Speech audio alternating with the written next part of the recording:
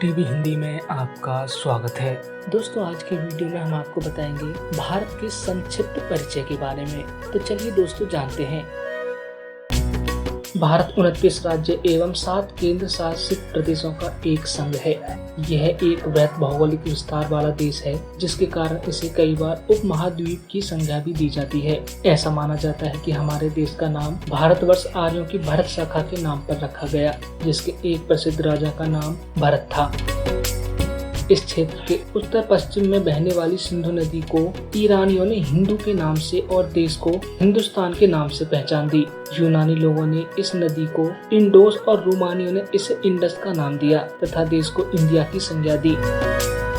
आज भारत संपूर्ण प्रभुता संपन्न समाजवादी धर्मनिरपेक्ष लोकतांत्रिक गणराज्य है, जिसमें संसदीय प्रणाली की सरकार है।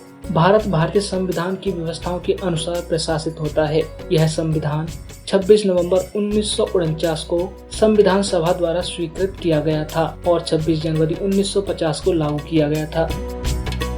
भारत एक अत्यंत प्राचीन देश है। ऐतिहासिक परिप्रेक्ष्य में भारतीय समाज के इतिहास को हम 4 कालों में विभाजित कर सकते हैं। प्राचीन काल लगभग 300 ईसा पूर्व से 700 ईस्वी तक, मध्यकाल 701 ईस्वी से 1750 ईस्वी तक, आधुनिक काल 1751 ईस्वी से 1947 ईस्वी तक एवं समकालीन 1947 ईस्वी से आज तक। यह काल विभाजन विश्लेषण की सरलता की दृष्टि से किया गया है, अन्यथा काल प्रवाह को किसी भी तरह निश्चित अवधियों में नहीं बांटा जा सकता, क्योंकि प्रत्येक युग में पिछले युग के तत्व भी सम्मिलित होते हैं और यह भावी युग की संभावना को अपने में समाये होता है।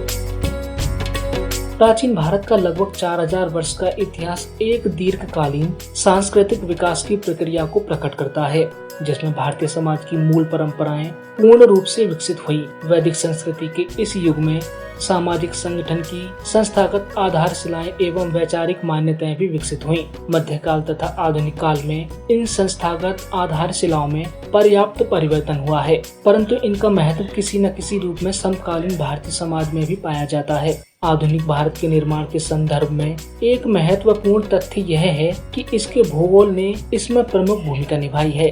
इसलिए भारत के भूगोल को समझे बिना हम इस देश का चित्रण नहीं कर सकते।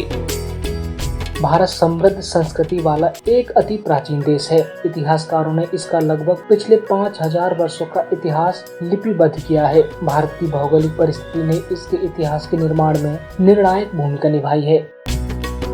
के.एम. पनिकर के शब्दों में भारत के भूगोल, इसके प्राकृतिक संकुल, इसके पर्वतों और नदियों ने किसी अन्य देश की अपेक्षा भारत के इतिहास को कहीं अधिक मात्रा में प्रभावित किया है। उत्तर में अभेद हिमालय की ऊंची इसकी प्रहरी रही हैं, जो इसे एशिया महाद्वीप से पृथक करती हैं। दक्षिण में एक पठारी हिस्सा है जो 3 ओर से हिंद महासागर से घिरा हुआ है। पश्चिम में अरब सागर एवं पूर्व में बंगाल की खाड़ी के नाम से यही महासागर भारत के समुद्री महत्व को अति प्राचीन बनाए हुए हैं। इस भ्रांति प्रारंभिक काल से ही भारत एक पृथक भूभाग रहा है, जिसने उसके निजी जीवन एवं संस्था के विकास में बहुत योगदान दिया है। भारत का विशाल आकार इसे एक महाद्वीप की संज्ञा दिए जाने को तर्क संगत बनाता है। इसी प्रकार भारतीय उपमहाद्वीप की प्रकृति विविधता ने भी भारतीय समाज के निर्माण में अपनी भूमिका निभाई है।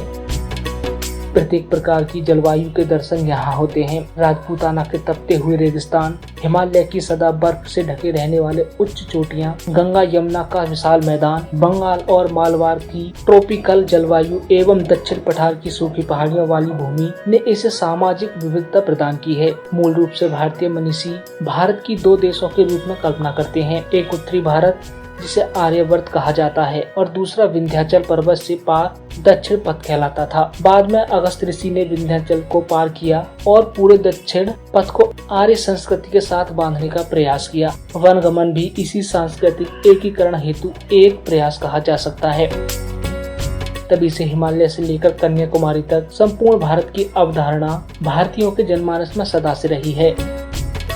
तो दोस्तों, आज की वीडियो में बस इतना ही। ऐसी ही और महत्वपूर्ण जानकारियों के लिए लाइक, सब्सक्राइब और शेयर करना ना भूलें। Historic TV Hindi.